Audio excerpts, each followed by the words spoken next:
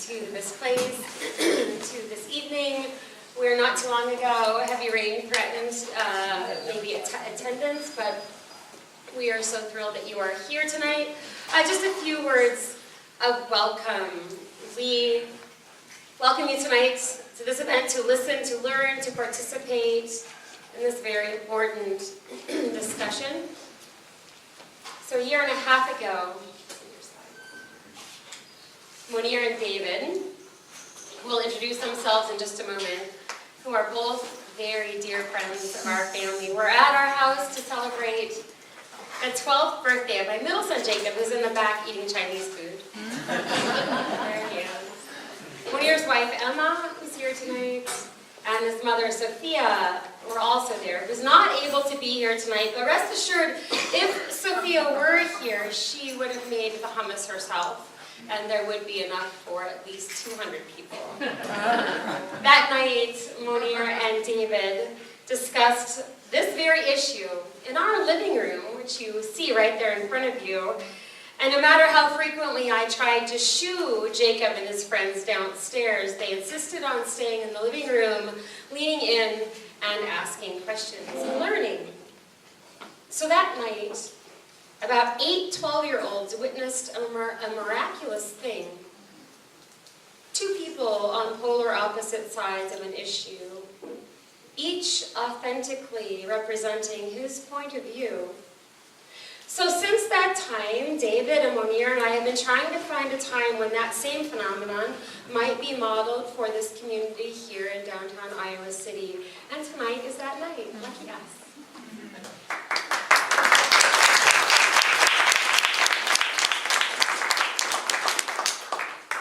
This dialogue is hosted by Just Church, which is a weekly worshiping community that meets here in this very space every Saturday at 5, led by myself, Pastor Sarah Getch, Pastor Jan Schnell right there, Tom Larson is our musician in the back there.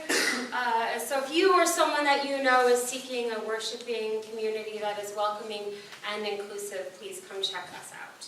So that is my welcome. I'd like to attend for just a few words of housekeeping for our evening. So this is the obligatory, this is where the bathrooms are. So if you go down this hall, your restrooms are located to the right.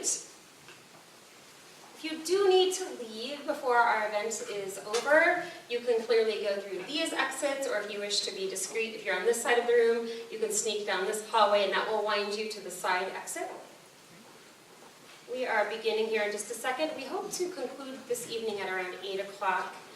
For those of you who are observing Ramadan, the sun will set at 8:11, and we do have refreshments for people who are hungry, those observing Ramadan, those not observing Ramadan. Tonight our food, in large part, is donated by Oasis, and I don't know if we have anyone here tonight from Oasis, but we're most grateful to them for their donation, so thank you to them.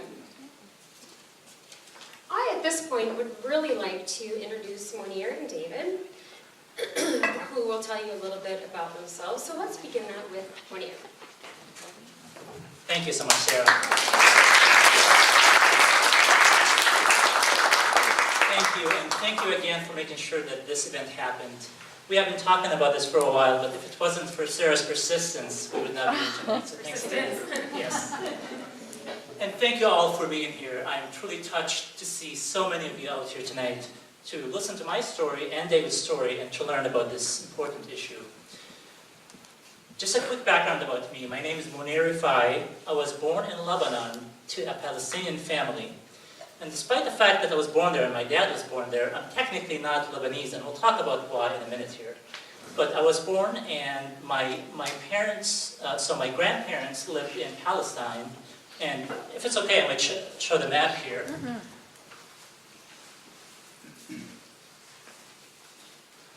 So my grandparents lived in Palestine until 1948, which was the first Arab-Israeli war, which we'll talk about in a second.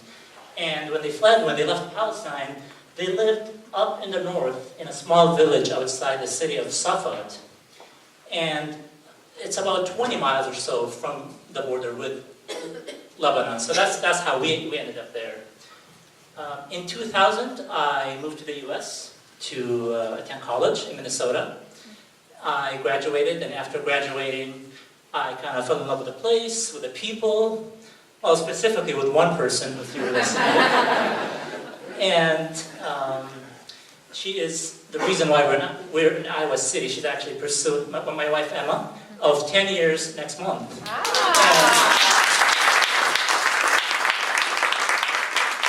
She's pursuing her doctorate in religion, and she loves arguing about it, so please talk to her. Yes. And what else? I have a degree in physics. I work in the tech industry. I work as a software developer. My mom basically thinks I run the internet and Google and Facebook. I actually work for a company called Infor. I work remotely. I actually work in this building here. So if you're ever downtown, please come and find me. I'm usually downstairs. Some of my hobbies, I like to be involved in the community. I like to attend Toastmasters meetings, and I have a few members of Toastmasters here. Thank you guys for being here. And I love listening to public radio, podcasts. I like to run, cycle, and I play soccer on a team that almost never wins. But enough about me. I would like to introduce my friend, David. David, would you like to tell us a few words about yourself?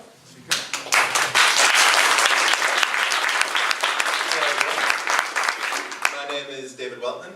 I am finishing up my third year over here as the director of the Louis Shulman Hillel Foundation, the Jewish Student Center. Before that, I got my MBA. Well, before that, I worked for a medical technology company over here, and then I got my MBA at the University of Iowa. I am from Skokie, Illinois, one of the cities in America with the largest, or had the largest Holocaust survivor population. The neo-Nazis marched there also in the 70s. That was a great time for everybody.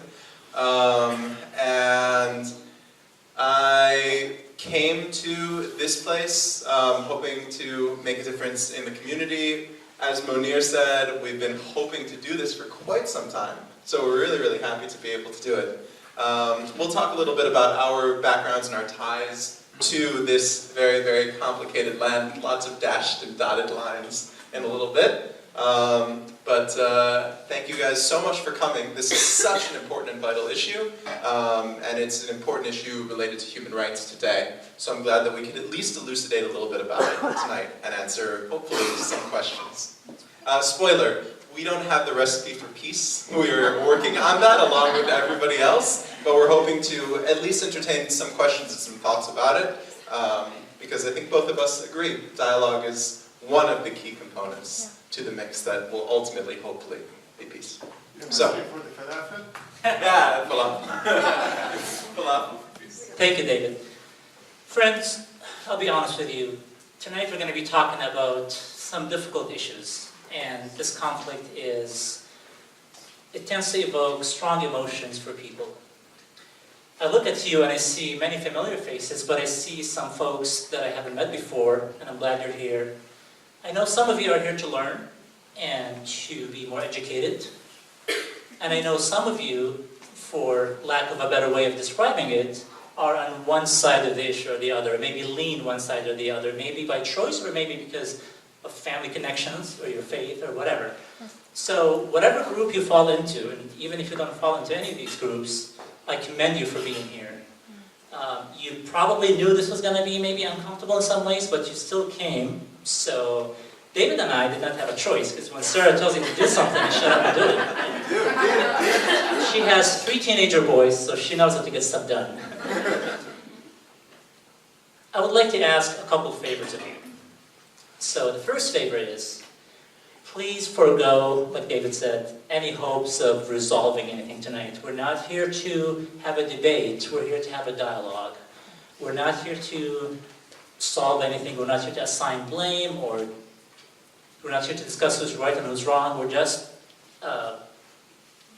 just neighbors and friends and a community that's just having a friendly dialogue. And the second favor is, please, we would love to hear your stories, your questions, your comments, your feedback, but please, please try to choose your words carefully. We have people that have been impacted by this, and that have, even some people that have lost their homes or even loved ones. So please choose, and words matter, so please we want you to be heard, but we also want you to respect other people's feelings. I think David and I have thick skin, but for some other folks, it might be more emotional. And the third favor I'd like to ask of you is to be patient and empathetic. If you heard something you don't agree with, or something that you think is biased, or maybe something that you think is inaccurate, hopefully we'll give you a chance to respond to it, if time allows. If time doesn't allow, this might be a perfect opportunity to come up and meet somebody after the event and have a dialogue with them. At this point, I would like to ask, at this point, I just want to point out that I know we have folks from different faith traditions, folks with no faith, and I would like to ask, if it's okay with you, to spend maybe 30 seconds of silence and in your own way, meditate or pray on our common humanity and on what this event means to you, and also how you want to show up tonight. And Pastor Sarah will ring the meditation bell, and after 30 seconds or so, she will ring that bell again. I invite you into this time of silent reflection for 30 seconds.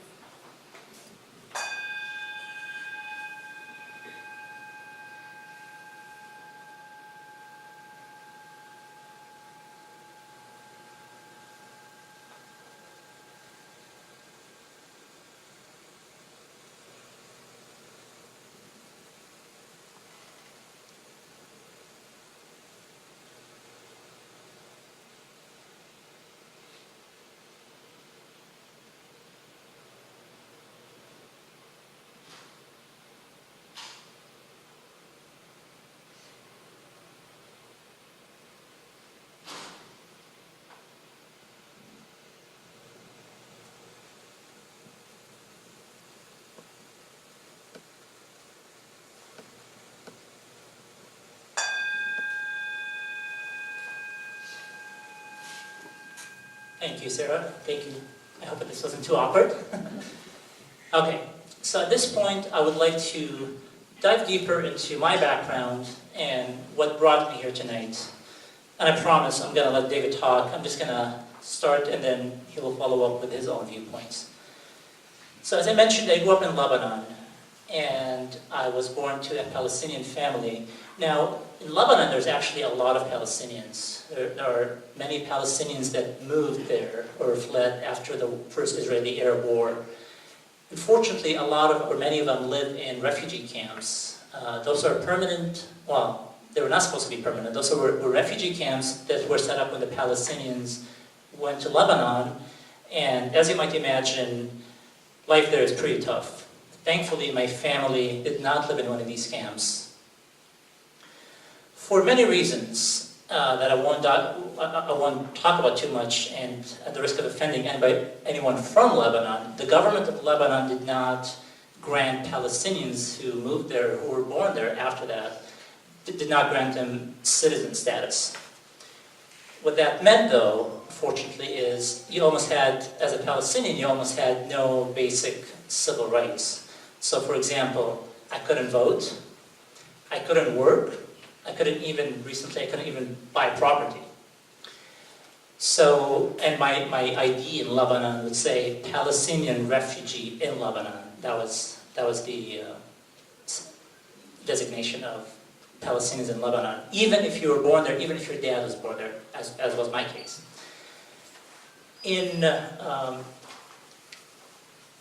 As far as the Palestinians in Lebanon, as you can, obviously, it was a tough existence there for Palestinians.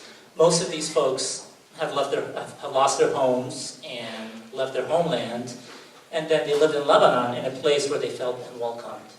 And this is the environment I grew up in. And as you might imagine, my view on this issue comes from that lens.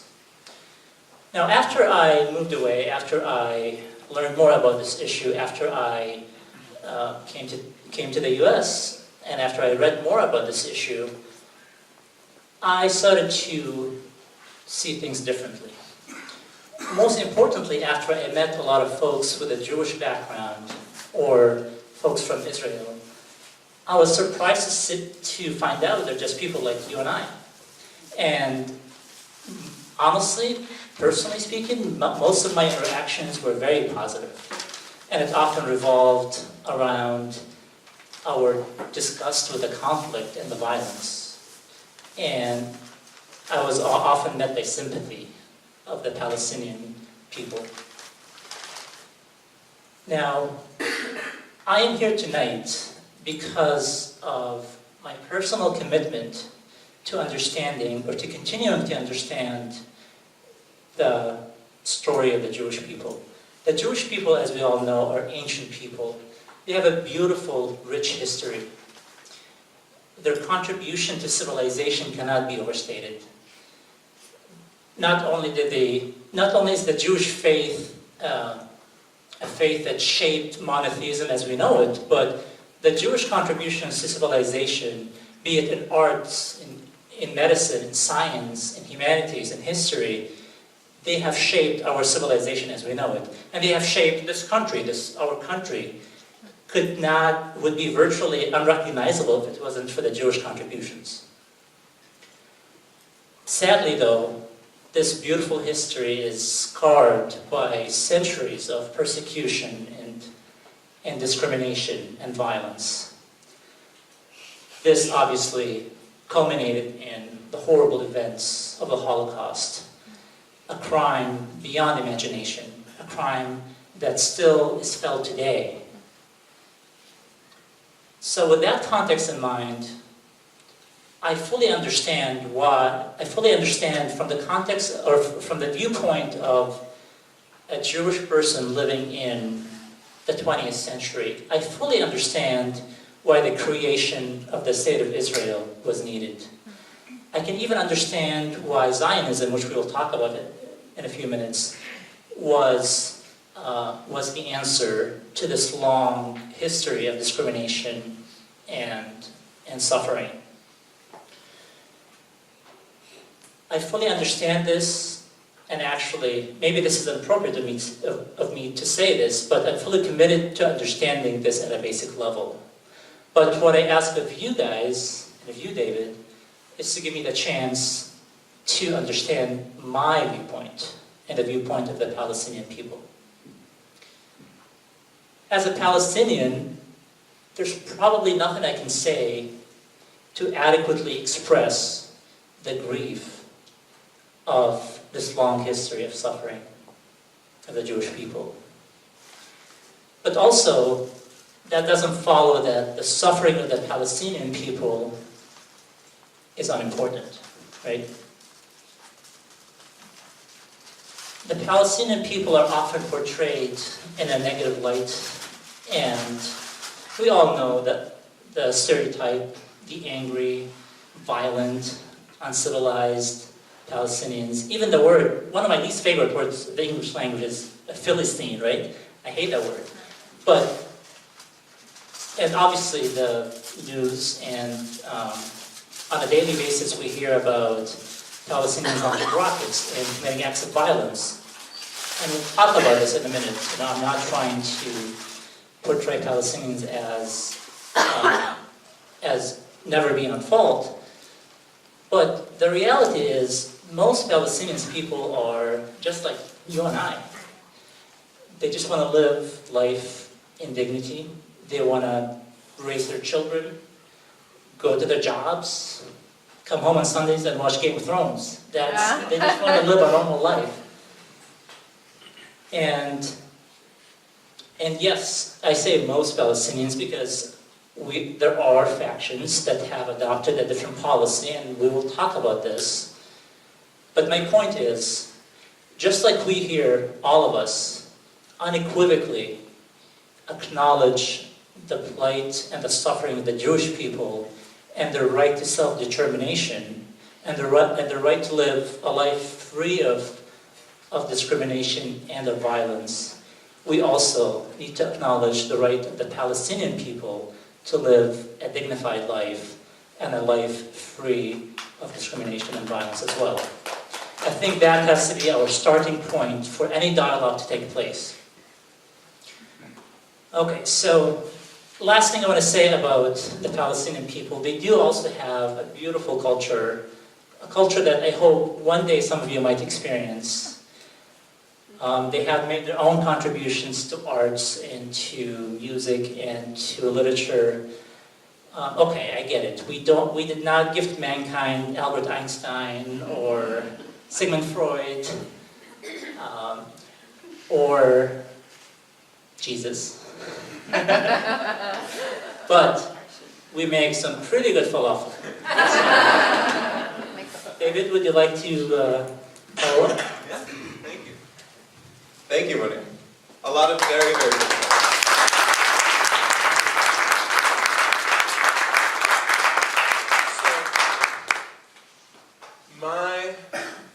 Sorry, go this way for a little bit, to Europe.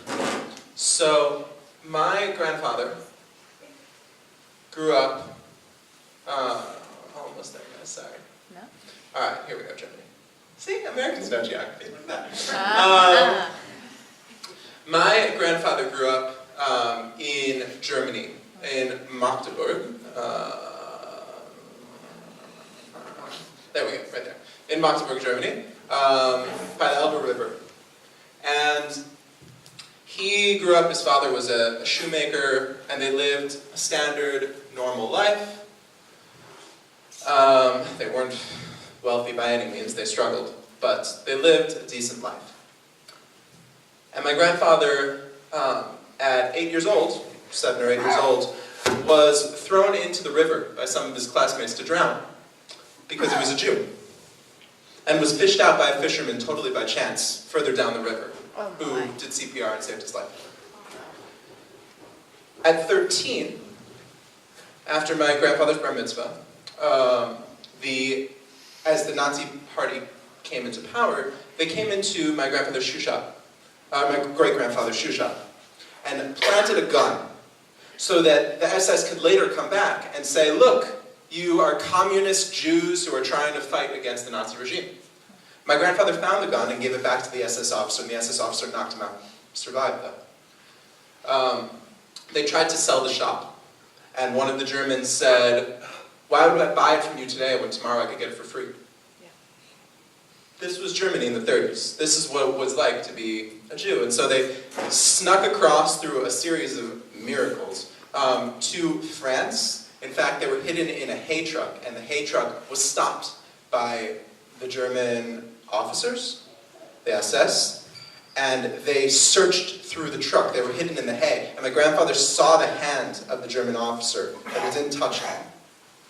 And they got out into France. I mean, these are stories that are pretty crazy as far as it goes, but this is what it meant to be a Jew. It didn't get any better. This was only in the early 30s. It got a lot worse. And so, my grandfather got involved in France in some Zionist youth camps, because when you are persecuted and don't have a home, don't have citizenship, don't have refugee status, when you're just trying to figure out what to do, you realize the necessity to have a home, a place to call home. Something we'll talk about is the fact that the Palestinian people today do not really have a place to call home, and we will get to that. The Jews had nowhere to call home. In France, they were persecuted too, all over. The Allies and the Axis directly attacked and killed the Jews. The Allies just didn't actively kill the Jews. But there are plenty of stories from the shores of America, throughout Europe, of inactively killing the Jews. The SS St. Louis that carried 1,000 Jews to the shores of America, and they weren't allowed in, and they ended up going back to Germany to die in death camps. That's a stain, and that's what history is. My grandfather went up with Aliyat Noah. It was a program started by Henrietta Zold to Palestine and just worked the land in agriculture for a number of years, fought for the British Army in World War II. My grandmother on that side also fought. She was from northwestern Iran. She was Kurdish. They also had very little, but they made a 1.5 year journey all the way to Palestine by barge. And she also fought, she was a nurse in the British Army as well. And then they fought in the 1948 Arab-Israel War. It is auspicious, I suppose, that today is the day of remembrance for Israeli soldiers who died in battle protecting the state of Israel, and tonight is Yom HaAtzmaut, Israel's 71st birthday. So it's pretty interesting that we're talking about this tonight, of all nights. My father, whose name is Yigal, means freedom, he was born on the first Yom HaAtzmaut in 1949, 1 year after the state of Israel was created. Now, my family left because of hard economic times. It wasn't exactly a rich or wealthy country for many years, and so they left to come to America where they had family, which is why I am fully an American citizen, not Israeli at all.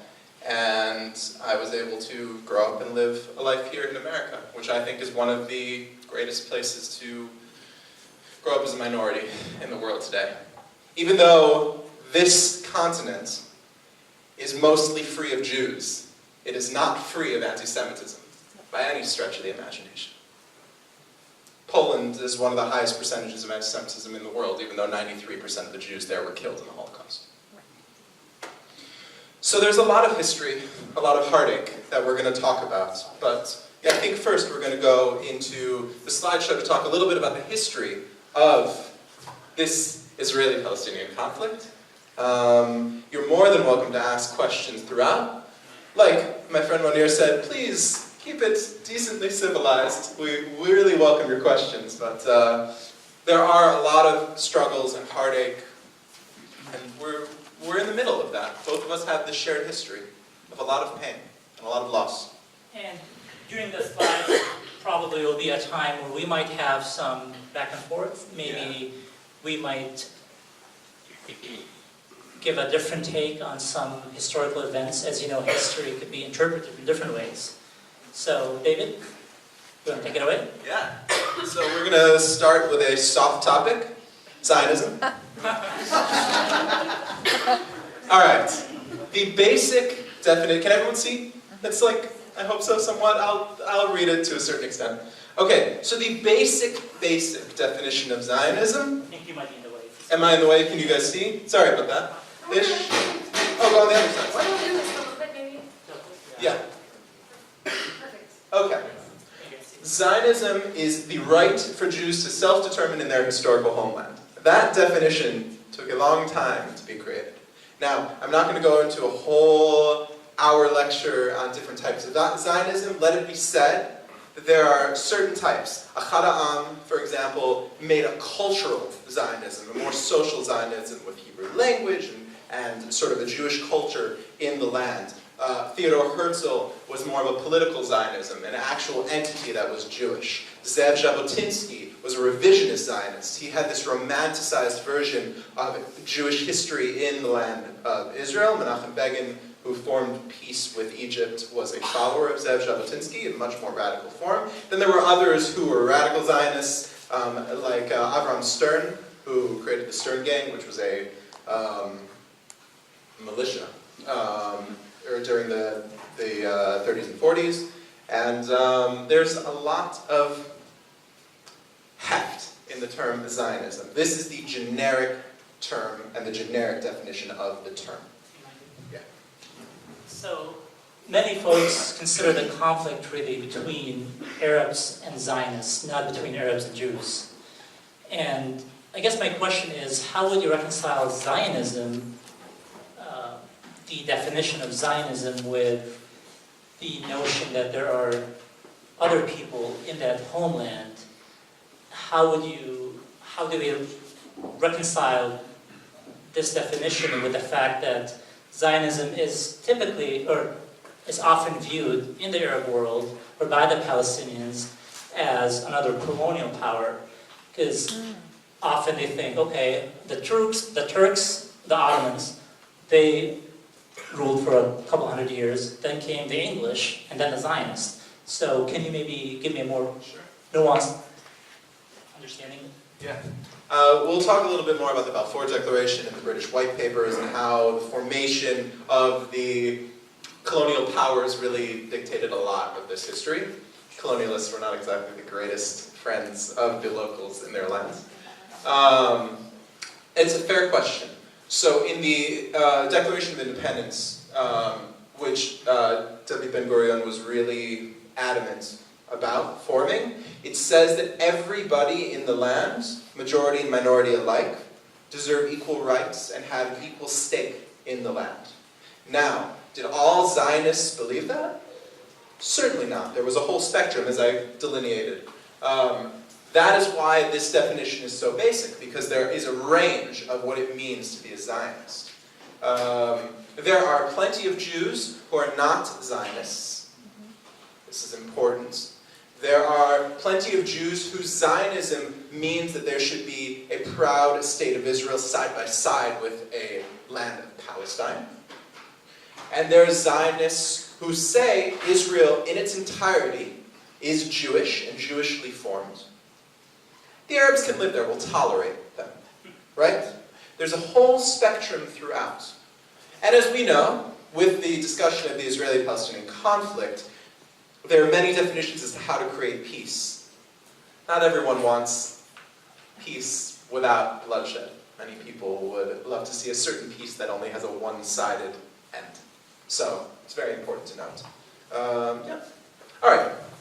British rule. We are not going to go through everything because we have a hard cutoff and it's already 7:15. So, all right, a couple of things. Sykes-Picot was this lovely markering of the Middle East by the French and the British as the Ottoman Empire fell to say, this is ours, this is yours, this is great, everything's going to be just fine. So that was obviously not the case. In 1917, Her Majesty's government, yada, yada, yada, there's a Balfour Declaration that says that the Jews have a right to Palestine as their homeland. In 1919, the British White Papers came out, largely due to a lot of sentiment against this and conflicts within the land, to say the Arabs also have a right to the land. But Palestine, at this point, was that. All of it. So what was done in 1921 is that this was divided right along the Jordan River. Transjordan, now obviously the Hashemite Kingdom of Jordan, would be for the Arabs, and Palestine would be for the Jews. That was the first more marking, as it were, to do this. But obviously, if there are people living in this land, it doesn't exactly do them a lot of good to say that's your land, right? This is not exactly how it works, but colonial powers, that's exactly how it works. You go here, you go there, this is ours, this is yours. It's not exactly such a great system. There were a lot of revolts and skirmishes.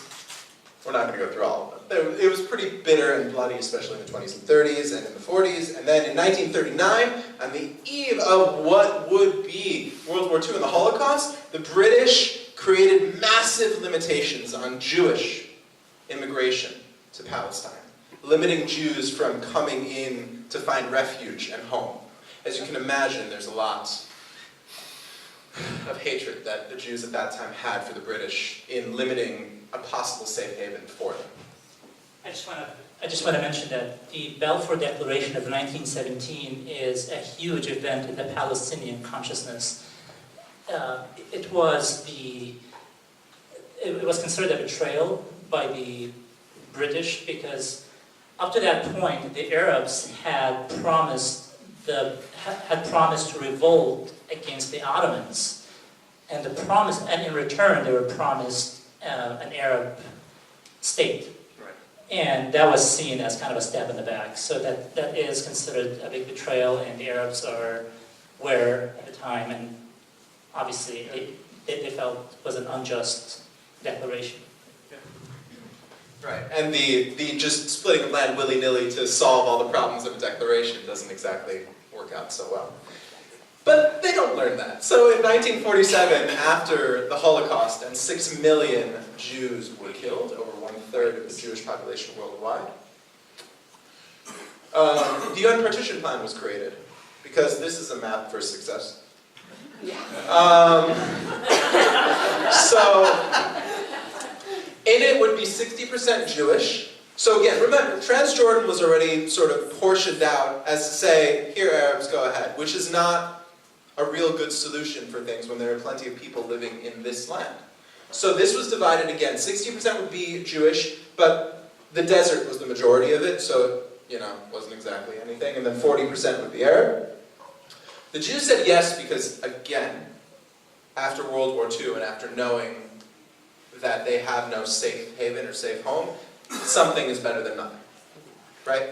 So while for the Arabs who live in this land and who think that it's a betrayal, the whole thing from start to finish is a betrayal, that everything, not just Transjordan or not just these pieces, but everything should be under Arab control, it's only right, said no. Meanwhile, the UN voted 33 in favor, 13 against, and abstentions, and the state of Israel, Palestine, or whatever, was formed. And I just want to mention, David is right, the Arabs refused the partition plan, and the main point was there were roughly 66% Arabs and 33% Jews at the time. And I think that, I can't remember the ratio of the partition, I mean, you can look at the map, but the Arabs were very unhappy with having a minority receive the majority of the land. And the thought was, this is our home, and these are immigrants, and they're being given a bigger piece of the pie, and our country's being taken over by immigrants. Does that sound familiar? I think one other thing to note is that this land, 70 years before this point, was pretty much bereft of all people. It was not very populated. I think the population was like 200,000, if even, at the turn of the century in 1900. So a lot of commerce grew with the development of the land as more jobs were created, more people from the surrounding lands came in. So it's a sort of fascinating take, right? All of a sudden, these themes and tropes of nationalism and ours and yours and these sorts of things came in from a land that really didn't have all that many people, Jews or Arabs, years before, and all of a sudden became a key flashpoint. It's interesting to think about. All right. The 1948, the Arab-Israel War. There are... Do you want to quickly talk about the scene? Sure. I feel like we're running. Yeah, How I know. about that? We'll hurry up here. Alright. So there are many skirmishes between Jews and Arabs at the time. Deir Yassin was a massacre where about, depending on what source you follow, it's somewhere between 200 and 400 villagers, Palestinian villagers were killed, unarmed mainly. And this, obviously, is a horrible event, but this was such a, this event marked the beginning of, it basically caused panic. It caused panic among the Palestinian population, and it caused anger among the Arab nations, who were willing to consider potentially some sort of a peace plan, but this was, I think this was a big turn of events where the Arab nations said, nope, we have to do something.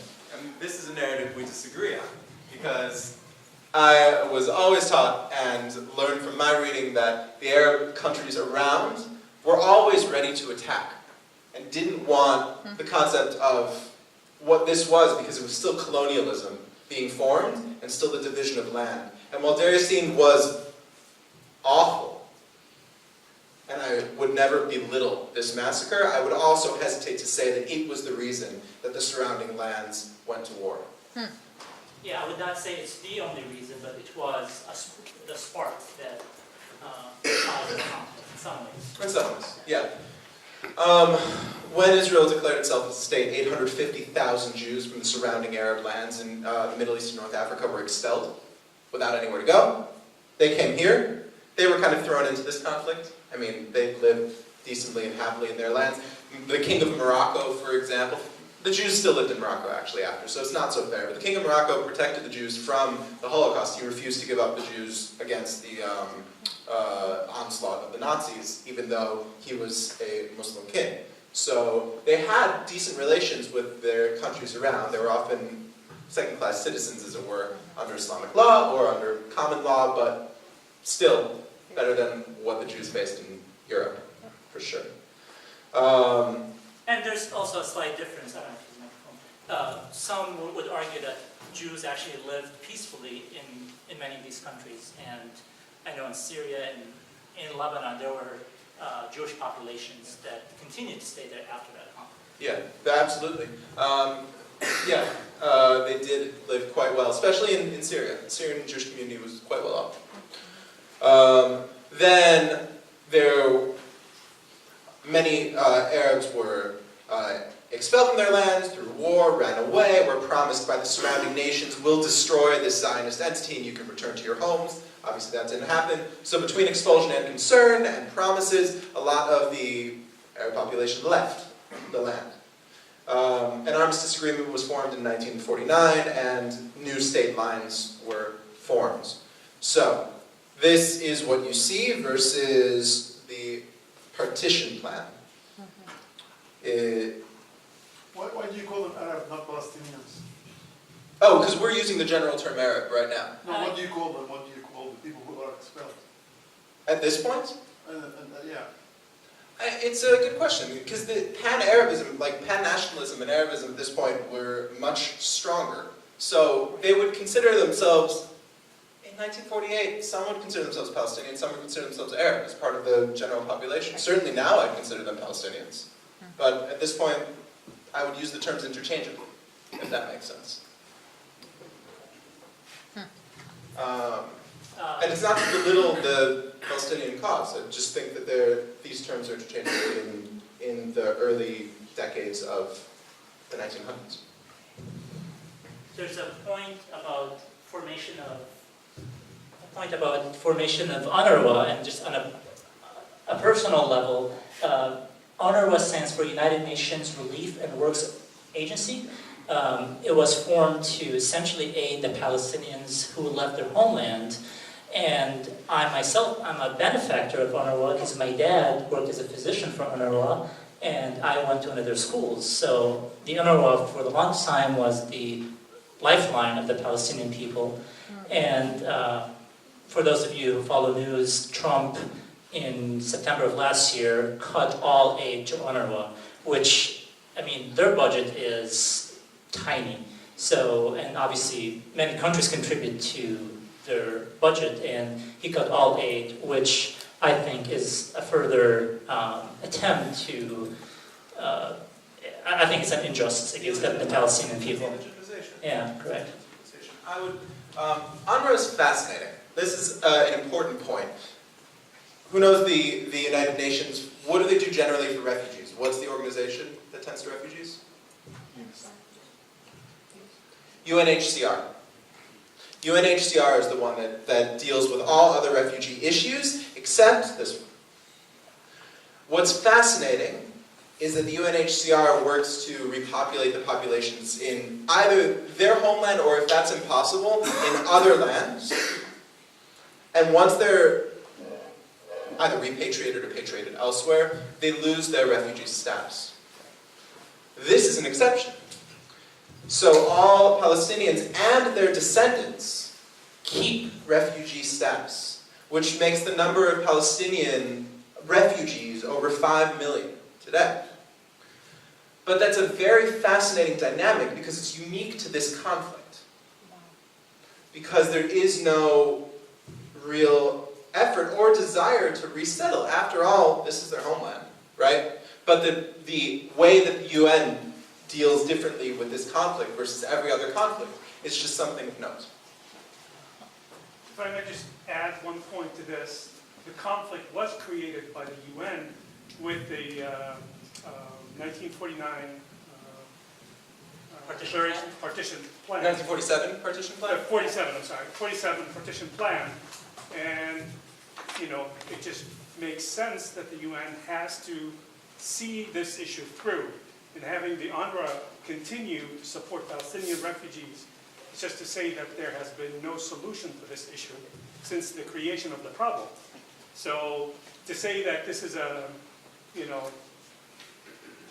weird construct to have UNRWA separate from UNHCR is a little bit misleading and does not, relate to the true essence of the problem. If I may add one more point, just before we move away from the story of Deir Yassin and the other massacres that occurred around the 1948 war. My grandparents lived in what we call Palestinians' 1948 land. And on the eve of the war, of course, there was a lot of propaganda by the Israeli army that, oh, why don't you leave and the Arabs will come and free us, free you or free the country in 48 hours or whatever, and you'll be back. So what happened is that a group of Israeli soldiers were going into homes and searching the homes. And it happened that my grandmother was home alone. My grandfather was out at work. And when the soldiers came in, they searched the house and they left the house in shambles, basically. And then she, for whatever reason, realized I should run and go to my bedroom and check my jewelry. And she did, and it was all gone. So she left and ran after the soldiers, and she was educated in a German school, Schmidt school system. So she spoke German, and the officer was German. So she was young and she spoke German, so she communicated with him in German and told him that your soldiers have stolen my jewelry. So the officer said, I cannot go against what my soldiers did, or I cannot speak against that, but what I can tell you one thing, I can't give you your jewelry back, in other words, but I can tell you one thing. If somebody tells you, leave your house for 48 hours and you will be back, don't do that. And that's why my mother's family are still living there as Palestinians in the Israeli system now, or in Israel proper. And that is in part what happened. It's just not one massacre or one event. It was a sequence of massacres, sequence of propaganda, and of course the Arabs are part of it as well. So it wasn't just the Israelis, but it was propagated mostly by the massacres, and one of the goals of those massacres was to really, as the writings come out of Israeli leaders at that time, is to scare the Palestinians to leave the land, so that the Zionist idea of a land without people for people without a land will be basically implemented. Yeah. I'm sorry for a long No. discussion, but I Thank you for your didn't story. want to... No, thanks for the story. To your point, there were events, there were massacres committed on both sides, and there were skirmishes, and there was the Palestinian revolt, the Jewish revolt against the English forces or the British forces. So yes, there were unfortunate events, and I think one thing we kind of want to avoid is who killed more, or who did this first. But yeah, I mean, I have plenty of stories to share of my grandparents too, and being kicked out of the areas that they were in. It can go on and on and on, right? The history is important. We debated if we wanted to do this at all. One second. We talked about if we wanted to do this at all, if we wanted to talk about the history at all. The history is very important. Yeah. To know how we context, got to where we are today. Yes? It's Mm-hmm. very important. yeah.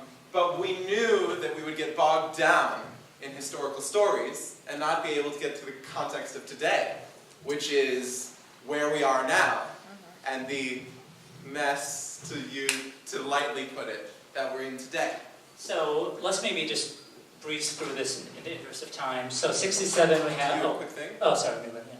Well, I just asked, I guess you talk about your grandparents, but your grandparents were in Germany. The Arabs have no responsibility for any of the Jewish stuff. You're right. Absolutely. Absolutely. You're correct. This, all colonialization, well, Nazis were, it's such a challenging thing. You're correct. But there was nowhere for them to go, right? No, I mean, when the Jews were persecuted in Spain, they went to Morocco. And the Arabs took them at the weakest point in their history and hosted them. I agree. So there is home. I live next door to the Jews in Damascus, and we got along fine. Sure, yeah, absolutely. I think that there was so much tension of living with neighbors in Germany and in other countries in Europe that a lot of that was carried over to this as well. I think there's a lot of heartache and pain that came with it, and tension with populations around, especially if they didn't share the language, especially if they didn't share the culture. There was a lot. But again, if we talk about every instance, if we talk about everything, we get bogged down in the details of the past. Right now, we're in the present, so we need to deal with the present. Right? So, That's the struggle. 1967, Arab-Israeli War, Israel occupied more land, and so this is also known as the Six-Day War, increased by fourfold roughly, and occupied the Sinai Peninsula and the Golan Heights and the West Bank, right? Yep, And the Gaza Strip. The three no's, I think that was your point. David, do you want to talk about that? Sure. So, this was a humiliation for the surrounding Arab world in '67, because this was after 19 years of promises of destruction of Israel and return to the homes and all these sorts of things. So in Khartoum, after the war, three no's were sort of formed by the Arab populations around, which was no recognition, no negotiations, and no trade, I think. I'm trying to remember what the third one is. I always feel like we're Harry at this point.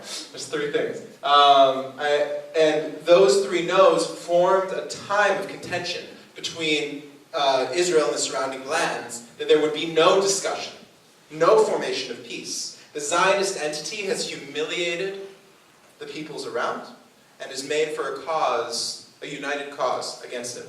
But that would mean no negotiation, only destruction, which thankfully was not an opinion fully shared by all and would be changed over time. Land for peace, this concept that land could be given up in exchange for peace, became Israeli policy. In 1979, Menachem Begin, who was the first really right-wing prime minister of Israel, from Zev Jabotinsky's camp about revisionist Zionism and how it deserves to be a Jewish state, like he and Anwar Sadat of Egypt sign peace accords. And Egypt takes the Sinai back as Egypt proper, but does not take Gaza. This is very important because it forms where we are today. Gaza has a population, does anyone know how many people Gaza has today? Yeah.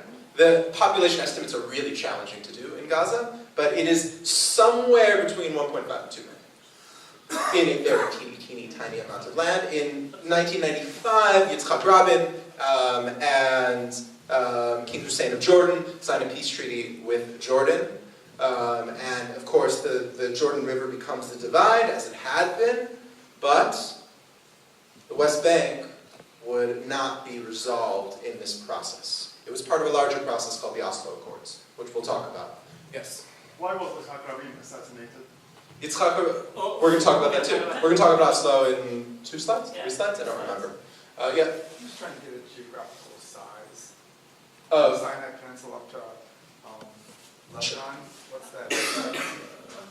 There you go. So Lebanon is about up to here. Yeah. No, but I mean from where's Lebanon's southern tip down to the southern tip of Sinai Peninsula? What is that distance? Oh, how long is the country? Basically about eastern Iowa. Historic Palestine, yeah, the yellow Yeah. with the West Bank is about eastern Iowa or Vermont sometimes. Yeah, Vermont, New Jersey, I've heard. New Jersey. Which is a good point, thinking about the size of it. Yeah, it's for so much contention. It's a pretty small place. Thanks. Yeah, for sure. All right, so this is a very relevant part of Munir's history, so I'll talk about it. Yeah, so this is roughly when I was born, in the early 80s. That's when Israel invades or launches an attack against Lebanon, and they continue to occupy about 20% of the country. They can continue to occupy roughly, basically that, until 2000 when they left. And you hear a lot about Hezbollah, and that was essentially the main resistance to Israel in southern Lebanon was Hezbollah. That is like the snippety snippet of that war. Oops, sorry. Um, So the Intifada in '87, popular Palestinian uprising, lasted a few years, and obviously lots of tension between the IDF or the Israeli Israeli forces and also the settlers and the Palestinians. So this is where you see a lot of the common images of Palestinians throwing rocks or being arrested by Israeli soldiers. In the Oslo Accords, most of you might remember the late 90s, where there was a push for peace, and basically Clinton and Arafat and Rabin met in Camp David, tried to hash things out. And I think here we might have some different opinions. So it failed. I mean, it failed. It failed. And there are two narratives, right? So the one narrative is the Palestinians rejected the peace agreement, which to some extent is true, and that Israel was willing to concede to have peace and concede land, but the Palestinians refused. The problem, though, was that while between 93 and 2000, roughly, the number of settlements, which is a huge issue in this conflict, Israeli settlements on Palestinian land roughly doubled between these 2 years. So yes, although they did, and actually we don't know exactly what the offer was, because a lot of this was not documented, was not made official. We have no idea what the offer was, but that's kind of about your point for land for peace. Many Palestinians and Arabs view this as more of a tactic, because despite the idea of offering land for peace, the number of settlements was on the rise. And in these Oslo years, they more than doubled the number. So how, as the Palestinian party at these peace talks, how do you expect to, have that land if it's been settled by Israeli? And I think there's more than that too, right? So even if all the settlements would have been taken down and removed in that process of peace, Which, could be said, that's unlikely for that to happen. yeah, I mean there were swaps. I think 3% or something was supposed to be land swap between certain areas. The concept for the Palestinian people to give up all of this, right? To say Israel, kind of, you win, that land is yours, we'll settle with what we have, for many was a very hard thing to do. And for Israelis, giving up the land that they conquered through wars that, at least these wars, they didn't desire. The Lebanon war is an entirely different case, but these wars were not as desired, certainly. To give up that land also feels like betrayal, especially when Palestine was much more relevant to biblical historical Judaism than the rest. Now, you asked what happened to Yitzhak Rabin.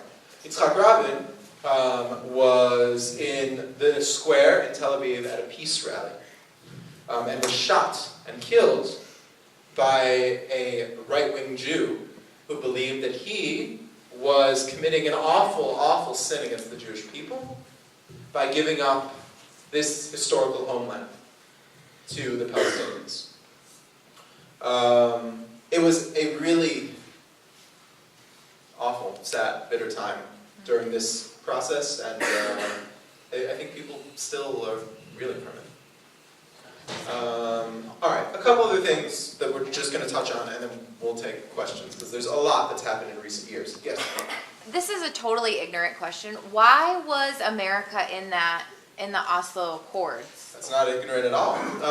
America is still seen as the world superpower, right? Okay. And so if America can settle the problems and sit one person down here and one person down here and make peace, it's considered like their mission. I think America's meted out a lot of peace agreements and treaties over the years. That tends to be pretty much their role. Not so much anymore. Yeah, not so much. Yeah.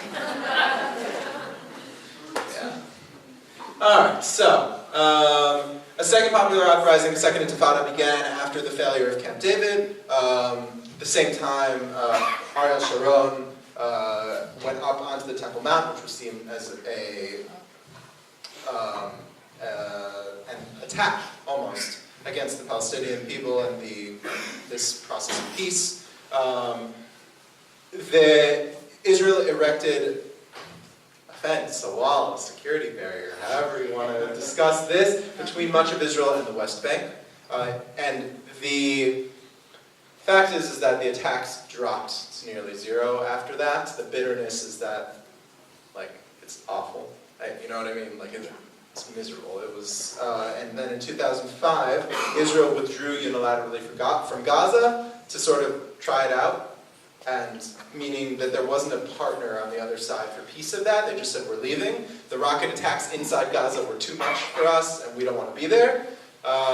In 2007, they held elections, and Fatah, the PLO, which is the reigning power in the West Bank, it is an extraordinarily corrupt organization. We can talk about the merits of the PLO today, but the Hamas, which is a more militant faction, won the elections in Gaza, which set up a divide governmentally between the Palestinians of the West Bank and the Palestinians of the Gaza Strip.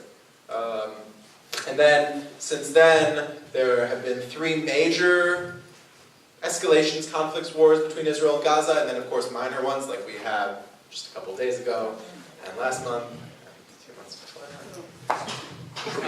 Quick correction. These elections were actually in the West Bank, East Jerusalem, and Gaza Strip, and Hamas won. For better or worse, they did win in an internationally monitored election. Yes, it was international. It wasn't just in Gaza. The elections were not just in Gaza. Okay, and this issue of settlers living in the Gaza Strip, there were only about a few hundreds of them among the 1.5 to 2 million Palestinians, and they were making the 2 million Palestinians' lives miserable just for those hundreds of settlers. So, I mean, believe me, I really appreciate the civility of what you guys are trying to do, but simplifying it way too much to the point that some of the facts are gone, I don't think that would, be beneficial. And I apologize for saying it that way, but this was our discussion, right? Because we don't have 3 hours to do this, right? So it's a difficult thing. We're already at 7:45, and we have to finish in 15 minutes. So another point. Sorry. At the very beginning, you were guys talking about Arabs and Jews, and it has never been Arabs versus Jews. It has always been Arabs versus Zionists who are coming to take our land. So let it be known that we have. That's a narrative term, though. So we don't want. This is what we don't want to get into. Right? Let me show you one thing. I have a replica of a coin from 1927. Okay, so it was before anything, shortly after the Balfour Declaration. And this coin was the money used in Palestine at the time. And it has Palestine written on it in 3 different languages: Arabic, English, and Hebrew. So Hebrew was recognized as a language of the land, as one of the languages of the land. And because of the mandate of the British colonization, they added English to it as well. Judaism existed and prospered there without any problem. Yeah, no, I think you're right. As a Palestinian Christian, I have to say that Christians, European Christians in particular, were the ones who caused all the discrimination and violence against Jews and pushed them to Palestine and basically created this problem. Yes, and I think, like we talked about, there are many, many facets to this conflict and this problem. And we appreciate your stories and your viewpoint. I think at this point, it's important for us to talk about what's going on today and how we can find any common ground or how we can move forward. I just want to talk about Gaza, kind of to your point, David. Gaza at this point is a tiny district with roughly 1.5 or 2 million people. They are under siege, under a blockade. They essentially are lacking the basic services from water.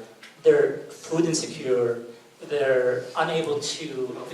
They don't have healthcare, education. Unemployment is estimated to be at 80% or something like that. I just can't imagine the healthcare crisis, the mental health crisis in Gaza. And I'm a person that never condones violence, especially violence against civilians.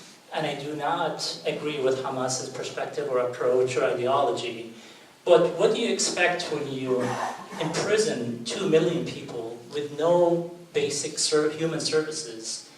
And when you have an organization like Hamas with some external funding, what do you expect is going to happen? I mean, they answered it's a desperate, so these attacks you hear about and the rock throwing and the rockets, we hear so much about these rockets. These rockets are crudely made. I mean, if you've seen pictures of them, they're homemade, they're so inaccurate, so ineffective. Now, with that being said, some people did die, some settlers or some members from the Israeli, I can't remember which community, but unfortunately there were some deaths, and that does happen. But the imbalance, the power imbalance, the dynamics between the occupying force, I guess we can call it an occupying force. Israel is occupying, they have a blockade on Gaza, so technically it is under occupation. And the imbalance is causing a crisis that is at a boiling point. I mean, it's not sustainable anymore. So what can we do about that? I mean, it's at a point that is no longer sustainable. And you often hear, well, yeah, I mean, honestly, this is what we hear. And I had people asking me, yeah, are you going to talk about the rockets being launched on Israel? And if you kind of hear the narrative, it's always this depiction that the Palestinians are just looking for any chance to launch an attack or cause violence. But also, I think it's important to recognize the conditions, the inhumane conditions they're constantly living under for years and years. There's a lot of challenges to life in Gaza. Few things that I would add. Egypt also has a large role in this, not just Israel. I think that's an important point to add to it. Not cutting any of the other points out, meaning that it's not just Israel that's causing huge afflictions against the Gazans. It is happening with the world sort of okay, in a certain sense. You mean the Egyptian dictatorship? The Egyptian dictatorship, yes. Okay, we agree. Yeah, I would agree. It's another puppet government of sorts, yeah. So there's the military dictatorship, yeah. This is the dynamic that's on the ground. The solution is very challenging when it comes to Gaza. The rockets are meant to kill civilians. They're crudely made, although the last 2 months the rockets have actually been quite a bit less crudely made, and directionality has improved. That's why people are doing this last one. But I think if you compare it to the Iron Dome and to the Of course, firepower, no question. There's definitely an imbalance of power, and there's certainly the powerful force and the less powerful. There's no question. To say that they're even and to put it on a plane of even sort of balances is not a fair dynamic, right? Where to go from here is a very difficult challenge. Obviously, there's no unified Palestinian front because PLO obviously is still, elections and all, the PLO is still the government in the West Bank. And the PLO and Hamas have had many a falling out over the last 14 years, or 12 years since 2007. And so how to make sort of peace is not such a simple thing of just sit down the government of, the Palestinians and the government of Israel. Because that isn't alone anything right now. So that's a big challenge. And I think we're not going to be able to answer how can we make peace there. I think, for me, back to my point earlier, we have to start at acknowledging the humanity of Palestinians as well as the Jewish population. But unfortunately, we're not acknowledging the humanities of Palestinians. And you see it in the narrative, you see it in the media. You know, it's always, they're never mentioned. And it's, and I think until we get to that point, both of us as, you know, as two sides of this conflict, but also for the world at large, until we recognize their humanity as people that deserve dignity in life and freedom and equal rights, I don't know how we can actually make any progress. The UN, especially,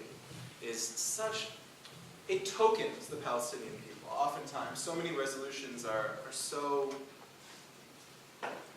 as if to say there's a conflict and people are suffering, as like this thing that's happening, and passing resolutions accordingly without getting anything done, which is a problem. I mean, it's 12 years of what Gaza has become into a sort of, I don't know, really destitute state area without any real progress and just constant sort of skirmishes and battling back and forth. Where is this headed? That's a big question. And I know we're short on time here, and we'll take some more questions, but I just want to say that as far as making any progress, I think we have to be able to have a united... So I think there are loud voices on both sides, right? And I think the hope is voices like ours here and voices like yours. I'm assuming if you're here, you agree that there should be some sort of a human acknowledgement and some sort of path forward. And I think, unfortunately, right now, especially in Israel, especially with Netanyahu's government and his alliance with the right wing, unfortunately, those voices are much louder, and our voices here in our administration are being much louder than the voices of moderation. And I truly think, and call me naive, but I truly think if this voice, this united voice here, despite our differences and despite the points you guys are making, if this voice can be louder, I think there should be a path forward. We have a couple of questions, Newman, Pat, and I know a couple other people. If you guys can make your questions really short, because I know we're short in time. I just want to follow up on your If you can make it quick. making our voice louder. We are in Iowa, we are in the caucus state. We have presidential candidates coming to Iowa. And it's very important that we listen to them and ask them about this question here.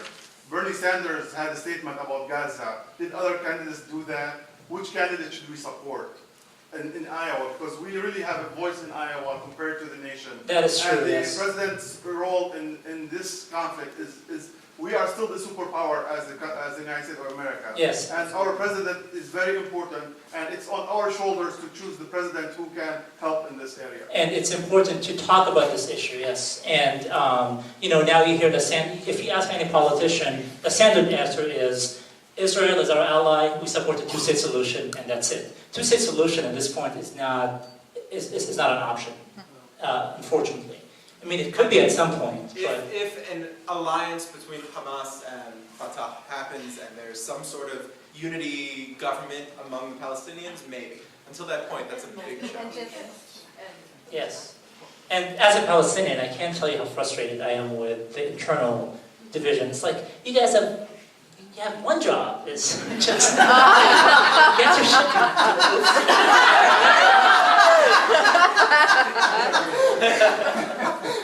But no, but, you know, okay, I know we have a couple questions. We have a couple questions here. If you guys can make a quick question. Cormac. So I understand why you're reflecting on history, but we also have to focus on... Can you put your mic close to your face? Oh, Yeah, sorry. there you go. So I understand why you're mentioning the history, but we also have to mention the Israeli retaliation. So I always point to many examples, but the one I point to is the kidnapping of 2 Jewish students and how in retaliation, Israel arrested 1,350 Palestinians and murdered 70% of them. So I think he's right when he says that the media isn't covering this issue well enough, because I constantly go on Twitter and on the Israel Defense Forces Twitter, and they always post videos of Palestinians throwing rocks, right? But you have to, there was a peaceful protest where the IDF literally murdered innocent Palestinians praying. So there's good people within the Palestinians, and I think we need to acknowledge that. So, Thank you. Thank you so much. David, do you want to comment?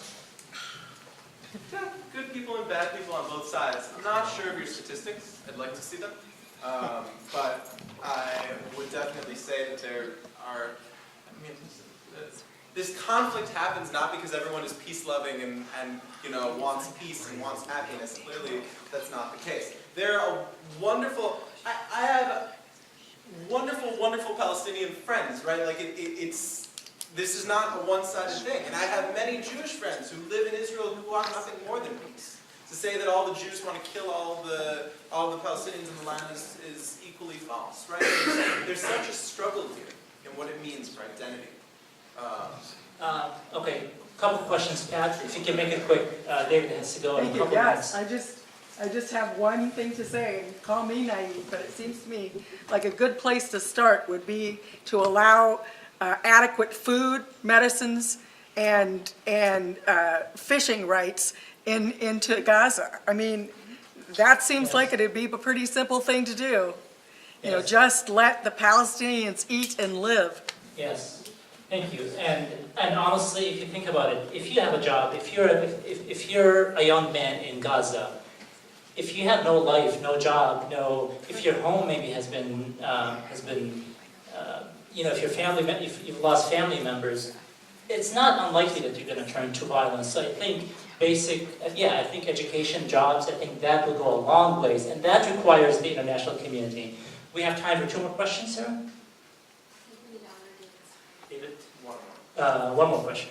And we can continue, I know David has to leave, but we'd be happy to continue talking, and I'll give you the right perspective. Okay, one more. I know we have a question in the back, sorry. Does anybody have a question for David? Are these questions, or, okay. That's actually for both of you. Okay. Okay? When I think of a conflict that might be analogous, the closest thing that comes to my mind is Northern Ireland and the British. And what happened there, basically, as I understand it, is that the tragedy in terms of people getting killed and people getting injured got to be so horrific on both sides that eventually they came to some kind of agreement. Of course, now it might be blowing up in some kind of way, but at any rate, one of the problems that I see, you can't talk about the U.S. changing its policy because it's had 50 years to change its policy and it hasn't happened. You can't talk about the PLO changing its policy or Hamas changing its policy because they've also been around for years and years and years and it hasn't happened. And you can talk about organizing people in the U.S. to vote for people. Good luck. I wish you the best, but I don't expect anything to happen. What has to happen, unfortunately, and I'd like to hear it from both of you if you agree, is there's got to be a tremendous amount of tragedy on both sides. Well, this is what I would say, a couple of things. One, I would commend the PLO for changing their stance slightly during the 90s to allow for the recognition of the State of Israel. That was a very important shift that happened. And that was through America mediating that discussion. So I think it was good. To the point about the Troubles, though, only the British would have a name for it. To the point about the Troubles and what happened in Ireland, Northern Ireland, you're right. The travesty, the conflicts, the deaths in gruesome form, the militiamen that fought in that conflict caused a sort of state of alarm and a shift. The difference, I think, between that and this is how much more of an international influence this conflict has than that one. How much status of refugee and suffering and years of keeping coins and keys, of keeping struggles, of keeping all of these things. Yes, obviously there's tension and sort of Irish nationalism versus what it means to be part of the UK. There are those elements. But I think this is so much deeper, not to mention the fact now you have a bunch of governments in play as well. I mean, I would hope that it doesn't take a massacre to allow for change over here. Yeah, they're not trying to pass a law that says we can't talk about Northern Ireland, or that we can't, disagree with a policy of one side or the other. I mean, that's what's happening here. That's how spooky it is here.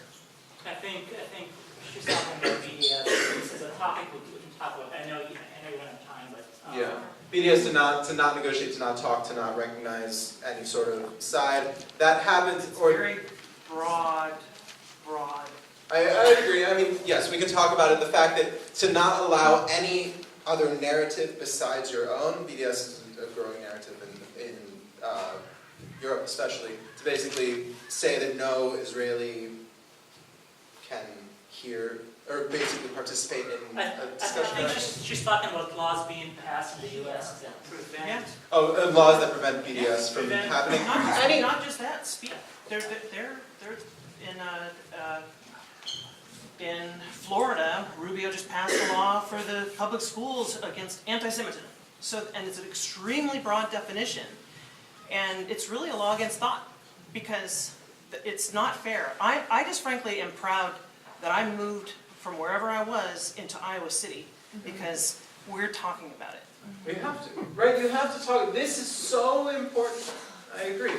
And those laws, by the way, happen all over the place on both sides of the conflict. It's messy. To be able to censor and not allow any dialogue is the antithesis of what it means to try to strive for peace. So I agree. Do you have any closing statements? Yeah, I do. Actually, I'm very late. All I want to say is that this process of discussion and of dialogue are what I think are the first steps toward peace. Because when you have understanding on the ground and understanding that people can actually come to the table together, even if their ultimate goals might be different from the outset, oftentimes you can get to shared goals at the end. And sometimes you have to take great risk. Yitzhak Rabin paid with his life in exchange for the process of peace, right? Nasser Arafat also paid with his life in the process for peace. Anwar Sadat, the first country to make peace, Egypt, with Israel, paid the ultimate cost of his life for peace. Sometimes big, big risks need to be taken in order to get to the finish line. And hopefully that won't take a giant conflict or bombing or whatever to get to. I have to hope. So I just want to thank you all very much for being here tonight.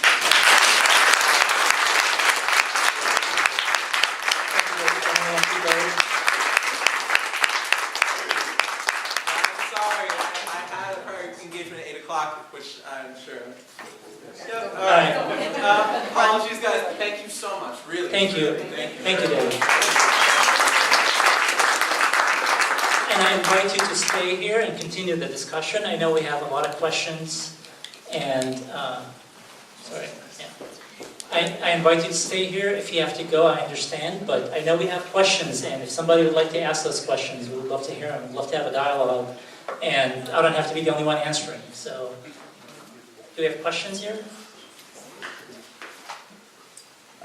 Oh, yes. Sorry.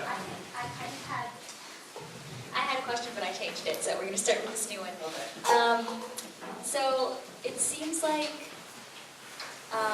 there's been at least a change in sentiment. At least more people are more cognizant of the issue because of recent political movements by the Trump administration. So, like posting things on Twitter means people are going to read them. But there still seems to be issues where people may not even recognize what Palestine is, or what Palestinians are, or what kind of culture or identity, if they have one, is. So I was wondering, how would you recommend starting a conversation with someone who may not even have any background whatsoever on something like Palestine, but has at least heard of Israel before? Like, Thank you. That's a wonderful question. And this is actually part of my mission, is to talk to folks like you and talk to our community to tell you about Palestine and tell you about the history of Palestine. You're right. Unfortunately, it's less of a known identity, and I think as far as what can you do, I was going to mention some calls to action, and I would say the calls to action would be to try and see more objective, read more objective news, more objective history. I'm not going to like point the finger at the media all the time, but the narrative is, I think the narrative is not just, and it's not two-sided. You always hear about only one side of the issue, and so I think you being here, this is a good step. I personally would love to talk to any of you, would love to come talk to your congregation, to your school, or any audience you give me. I would love to talk about this issue. But thank you for the question. This is a wonderful question. Yes, Phil. So, thank you both of you. I know David left, but this is, hello. I wanted to thank both of you for this discussion tonight. I know it's probably very hard to talk about this. And also, you said briefly before there couldn't be a two-state solution. Can you dive farther into why you hold that opinion? Do you know about gerrymandering? It's like that on steroids. So if you think about the map that we showed you earlier, when you have settlements encroaching on other lands, essentially you can no longer have a contiguous piece of land because of these settlements. So there are towns like in Hebron where the whole town was cut in half, or was just it's no longer one single geographic entity. So it's almost impossible unless you're going to move all these settlements and all the settlers, which, let's be honest, has never happened yet. So unless you can do that, that is going to prevent a two-state solution. So what's happening on the ground does not allow for that at this point. And unfortunately, it continues to happen at a faster pace. And it's not just settlements, it's also how do you create a sovereign nation when Gaza and West Bank have no physical proximity? Like if you construct a wall keeping people out, how do you construct a practicing government that has no means of ease of mobility? Mm-hmm. I should say there's a lot of food left, by the way, so help yourself. This, again, is a question that comes out of ignorance, but what are the ramifications of Trump declaring Jerusalem the capital of Israel? Is that a Christian notion of bringing on revelation, or what is that about? What's ignorant? Do I want to take it? Oh, yes, please. I'm so sorry. Oh, that's okay. It is supposed to, by the Oslo Accords, it was supposed to be left until the final settlements, because Jerusalem is a city that's sacred to both, all three religions. Yeah. Muslims, Palestinians, Muslims, Christians, and Jews. Mm-hmm. So the running idea was that it would remain part of all three religions. For example, Al-Aqsa Mosque, which is, the key is held by a Christian, and it's of course a Muslim center, because or was it the other way around? Anyway.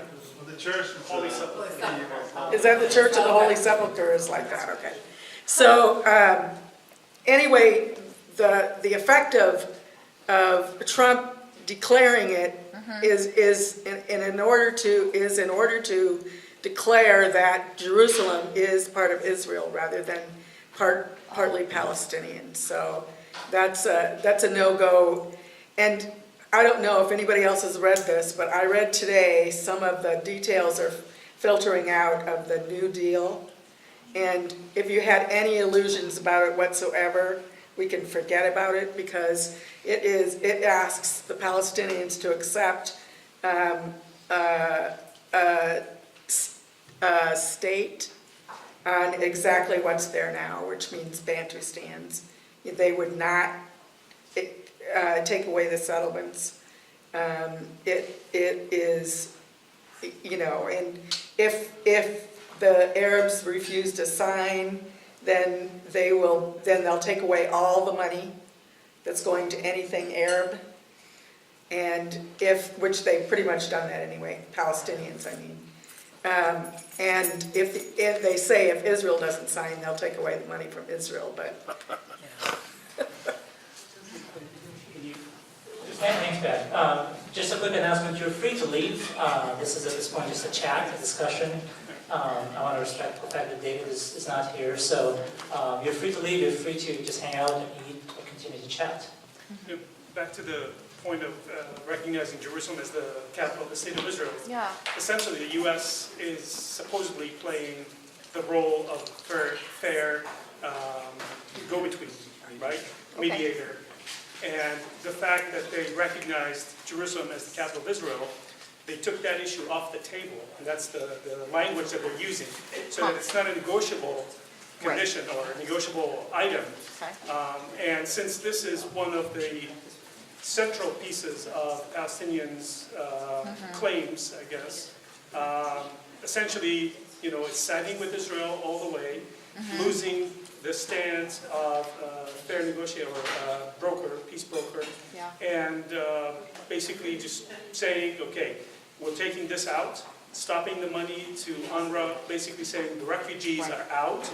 So those are two major points of discussion that were supposed to be left to the final steps of the peace agreement since '94, which we haven't done. It was supposed to be within 3 years of Oslo, and 3 years haven't ended yet, I guess. But so yeah, just taking those two topics off the table is basically taking sides and canceling everything that is considered to be Palestinian in this case. Interesting. And the same thing applies to the Golan Heights with the Syria and the other Right, and that's the next one coming, or it did come. Okay, so I think I'm just going to turn the microphone off and we can continue chatting, but I just want to say thank you for being here, and call to action, like Newman said, like others said, keep talking about this, keep learning about it, talk to the politicians that come to town, because they listen, trust me, they will listen if you talk to them.